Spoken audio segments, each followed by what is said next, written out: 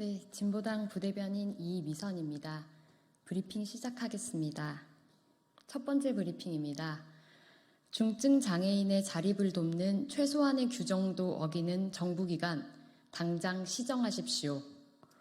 지난해 중앙행정기관이 중증 장애인 생산품 1% 구매율 규정을 지키지 않는 정부 부처가 18개 가운데 10개인 절반이 넘는 것으로 확인되었습니다. 중증 장애인도 경제의 주체로 자립을 도와야 할 정부가 오히려 최소한의 규정도 지키지 않으며 인색하게 굴 일입니까? 심지어 공공기관 평가를 담당하는 기재부는 통계 집계 이래 한 번도 지킨 적이 없다 하니 후한무치의 극치입니다. 특히 2021년부터 최근까지 구매율이 급락한 부처가 더 많아졌습니다. 이는 윤석열 정부가 사회적 약자의 자립 지원에 얼마나 의지가 없는지 보여주는 방증입니다. 세계 어디 내놓기에도 부끄러운 꼴을 만들고도 당당하게 해외 순방 다니는 대통령을 보고 있자니 한심하기 그지없습니다. 윤석열 정부는 외교의 성공으로 뭘 팔았다며 국격이 올라갔다는 자화자찬 따위는 그만하시고 진짜 국격을 챙기십시오. 사회 전체가 장애인의 자립을 돕는 정책과 제도에 더욱 관심을 두고 지원해야 합니다. 장애인들도 사회 구성원으로서 경제적, 사회적 지위를 보장받고 자립할 수 있는 사회가 인권 선진국입니다. 우리 국민들은 더불어 잘 사는 품격 있는 국가에서 살고 싶습니다. 정부는 국민들 그만 부끄럽게 만드시고 장애인 자립 지원을 돕는 최소한의 의무를 다하십시오. 두 번째 브리핑입니다. 서대문 형무소까지 쳐들어온 뉴라이트의 역사전쟁, 그냥 두고 봐선 안 됩니다.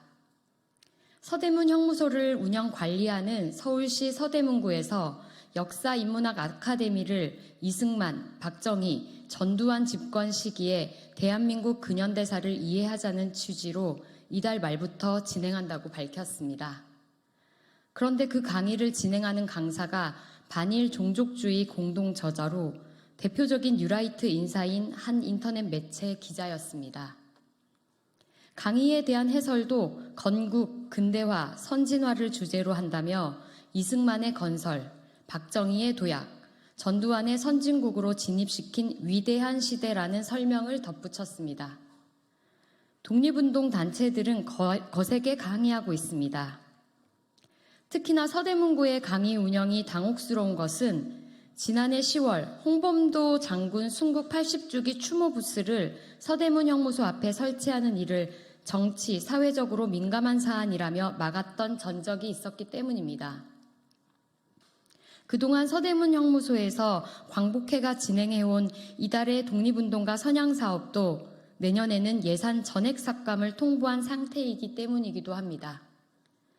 독립운동가 홍범도 장군을 추모하는 것은 정치적으로 민감한 사안이라 맞고 일제강점기 시대를 미화시키는 식민지 근대화론의 뉴라이트 강사 강의는 아무 문제가 없다고 생각하시는 겁니까? 이미 국민들은 윤석열 정부의 뉴라이트 인사들이 대한민국 임시정부를 인정하지 않고 이승만의 건국일을 내세우는 주장을 지켜보며 뉴라이트 매국노들의 역사전쟁에 큰 문제인식을 갖게 되었습니다. 서대문구 이성원 구청장은 똑똑히 알아야 합니다. 서대문 형무소는 이미 우리에게 독립과 민주화의 상징인 공간입니다. 일본 제국주의도 꺾었던 자랑스러운 영웅들의 독립과 해방의 얼을 배우는 곳입니다. 아무리 독립투사, 민주투사들을 옥에 가두어도 들불처럼 일어난 우리 민족의 저항의 역사를 지울 수는 없습니다.